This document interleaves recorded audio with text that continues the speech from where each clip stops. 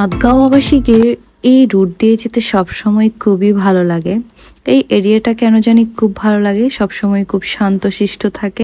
যখন এখানে বাসা ভাড়া নিয়ে থাকতাম তখন বিকেলবেলা প্রায় প্রতিদিনই এদিক দিয়ে হাঁটা হতো, বের হওয়া হতো, ফুচকা খেতাম, ভেলপুরি খেতাম।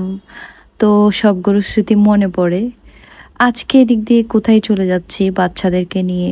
আমার বাচ্চারা জেদ করছিল যে এখানে জিজি আইল্যান্ডে যাবে, তো সেজন্য ওদেরকে নিয়ে চলে আসলাম। এই জায়গাটা কে কে চিনেন, কোথায় অবস্থিত? যারা চিনেন না তারা অবশ্যই কমেন্ট করবেন, আমি বলে দিব। তো মলে ঢোকা মাত্রই ওয়েট করছি লিফটের জন্য। মলের একদম টপ ফ্লোরে হচ্ছে এই জিজি আইল্যান্ডটা অবস্থিত। হিদায়া আর ওয়ানিয়া তো ভীষণ খুশি তখন, তো চলে আসলাম এখানে। প্রথমে এসে ওরা তো খুবই অবাক হয়ে গেল, সবকিছু দেখে অনেক খুশি। ওয়ানিয়া তো বলছিল মাম্মা আমি খেলবো, আমি ডুববো, মানে আমাকে টিকিট কাটার সময়টাও দিচ্ছিল না। আর এদিক দিয়ে ওর বরাব্বু এসেছিল ওদেরকে দেখার জন্য, ওনার সাথে পর্যন্ত কথা বলছিল না ওরা, মানে এখানে ঢোকার জন্য আর কি। এই যে ওয়ানিয়া খুব এক্সাইটেড। পরে আমি কি করলাম, এখানে টিকিটগুলো দেখলাম। তো আপনাদেরকে একটু বাইরে থেকে দেখাচ্ছি। এরিয়াটা যদিও ছোট, যেহেতু মলের টপ ফ্লোরে করা, ওখানে ফুড কোর্ট আছে, তাহলে কতটুকুই বা জায়গা সেটা বোঝা যাচ্ছে, বাট বাচ্চারা খুব এনজয় করে। এই যে এখানে বিভিন্ন রকমের আছে আপনাদের জন্য, প্যাকেজ আছে। এরপর আমরা যখন টিকিট নিয়ে নিলাম আমাদেরকে এই স্টিকারগুলো দিল। এখানে একটা কিডসের সাথে একজন গার্ডিয়ান কিন্তু ফ্রি এন্ট্রি। আর আমরা যখন সিকুতে গিয়েছিলাম ওখানে হচ্ছে সক্সগুলো ওরা প্রোভাইড করেছিল টিকিটের সাথে, বাট এখানে কোনো সক্স প্রোভাইড করে না। আপনার সক্স পরে অবশ্যই ঢুকতে হবে, সেটা আপনাকে কিনে নিতে হবে। আর যদি বাসা থেকে নিয়ে যান সেটা ইউজ করতে পারবেন। তো আমি আগে থেকে জানতাম, সেজন্য আমি নিয়ে গিয়েছিলাম সক্স। এই যে ঢুকা মাত্রই ওয়ানিয়া আর হিদায়া তাদের খেলা শুরু করে দিয়েছে। এখানে তো কোন দিকে ঘন্টা পেরিয়ে যায় বোঝাও যায় না, ওরা সব কিছু দেখছিল। এখানে কিছু ফ্রুটস বাস্কেটের মতো খেলার ছিল, ওরা ফ্রুটসগুলো যদিও বা শেষ হয়ে গেছে না কোথায় চলে গেছে জানি না, আর্টিফিশিয়াল ফ্রুটস আর কি। আর এখানে হিদায়া এই অ্যাক্টিভিটিসগুলো করছিল, লাফাচ্ছিল। মাশাল্লাহ, আগে কিন্তু হিদায়া অনেক ভয় পেত, তখন অবশ্য ছোট্ট ছিল, এখন সব কিছুতে সাহস করে, ভালো লাগে। আর আমার ওয়ানিয়া তো মাশাল্লাহ সব কিছু এমনিতেই ও ট্রাই করতে চাই। আচ্ছা, আপনাদের কি কখনো মনে হয় যে ছোট ছিলাম খুবই ভালোই ছিলাম, কেন যে বড় হলাম? আমার কিন্তু প্রতিনিয়ত মনে হয় ছোট ছিলাম খুবই ভালো ছিলাম। এই যে হিদায়া, ওয়ানিয়া, ওরা নিজেরাই জানে না যে ওদের জীবনের শ্রেষ্ঠ সময়টা ওরা এখনই পার করছে। যখন বড় হয়ে যাবে তখন হয়তো আমাদের মতোই আফসোস করবে কেন বড় হলাম। ছোটবেলাটা কত সুন্দর ছিল, তাই না? ভালো মন্দ কিছুই বুঝতাম না, শুধু খেলতাম আর মজা করতাম, মায়ের বকা খেতাম, মার খেতাম, খেলার জন্য পাগল হয়ে যেতাম। আমরা কিন্তু তখন দুপুরবেলা হলে সবাই একসাথে মিলে খেলার জন্য বেরিয়ে যেতাম। দুপুরে আম্মু চাইতো আমাদেরকে ঘুম পাড়াতে আর আমরা চাইতাম খেলতে। আর এখন আমরা চাই দুপুরবেলা ঘুমাতে, কিন্তু ঘুমাতে পারি না। বিভিন্ন কাজ, বাচ্চা সামলানো, বাচ্চার কান্না, সব কিছু মিলিয়ে না সে আগের মতো সময়টা হয় না বা ঘুম হয় না। তাহলে কেনই বা তখন এমন করেছিলাম? সেই সময়টা কিন্তু খুবই ভালো ছিল। আমার এখনও মনে পড়ে, আমার ফ্রেন্ডরা সবাই আসতো দুপুরবেলা আমাকে ডাকতে, আর আম্মু আমাকে ঘুম পাড়াতে চাইতো। ওরা বাহির থেকে এসে এক একটা ভঙ্গিমায় ডাক ছাড়তো যাতে আমি শুনে বেরিয়ে যাই। আর আমি তো শুনতাম, বেরিয়ে যেতাম, আম্মুও সাথে বুঝে যেত। পরে আম্মু এমন মার দিত। তো এখন কিন্তু সেই ছোটবেলাটাকে ভীষণ মিস করছি। এই যে আমার হিদায়া, ওয়ানিয়া, ওদেরকে যথেষ্ট চেষ্টা করি যাতে ওদের ছোটবেলাটা খুব সুন্দর হয়, ওরা খুব সুন্দরভাবে বেড়ে ওঠে, সুন্দর সুন্দর পজিটিভ কিছু থিঙ্কিং সব কিছু মিলিয়ে বাচ্চাদেরকে স্ট্রেস ফ্রি রাখার চেষ্টা করি। মাঝে মাঝে বেড়াতে চলে যায় ওদেরকে নিয়ে। আর সব প্যারেন্টসদের উচিত বাচ্চাদের সামনে বড়দের বিষয়গুলো আলোচনা না করা।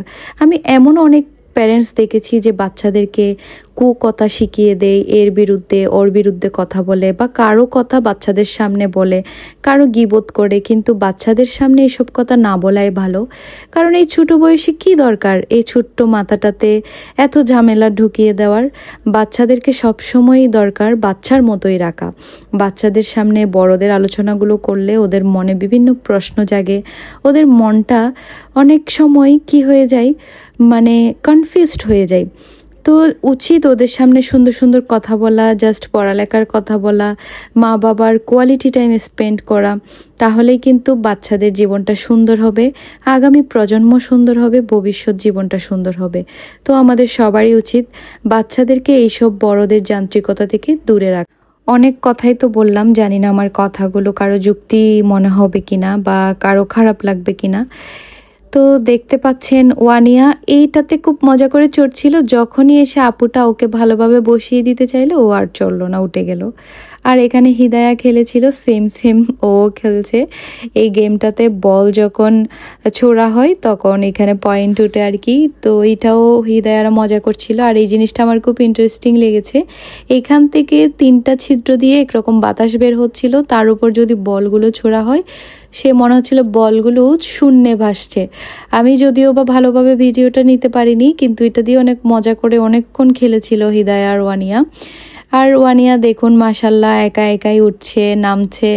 তো এগুলো অনেক কিছু বাচ্চাদের জন্য, এইভাবে শিখতে পারাটা, সবার সাথে মিশতে পারাটা, তখন ওরা কি হয় সামাজিক হয়, সামাজিকতা শিখে। তো এখানে বিভিন্ন ধরনের মানুষের সাথে দেখা হয়, তখন ওদের কমিউনিকেশনটা মজবুত হয়। তবে এখান থেকে আসার পর কিন্তু ওদের হাত পা প্রচুর ব্যথা হয়ে যায়, যেহেতু এখানে নন স্টপ 1 আওয়ার করে ওরা খেলে। তো ওদের হাত পা কিন্তু খুব ব্যথা হয়ে যায়। এই যে এখন যেটা দেখতে পাচ্ছেন যে গেমিংটা, এটা হচ্ছে এখানে যতগুলো বল আছে সবগুলো এইখানে ঢোকাতে হবে, যেই ছিদ্রটা দেখা যাচ্ছে ওটা দিয়ে। দেন সবগুলো বল ওই যে উপরের দিকে তাকালে দেখবেন বলগুলো সব পড়বে। এই যে ঝর্ণার মতো বলের বৃষ্টি হচ্ছে, তখন হিদায়া খুব খুশি হয়ে গিয়েছিল। পরে এখানে ওরা 2জন মিলে আবার ঢোকাচ্ছে, অনেকক্ষণ টাইম স্পেন্ড করে ওরা।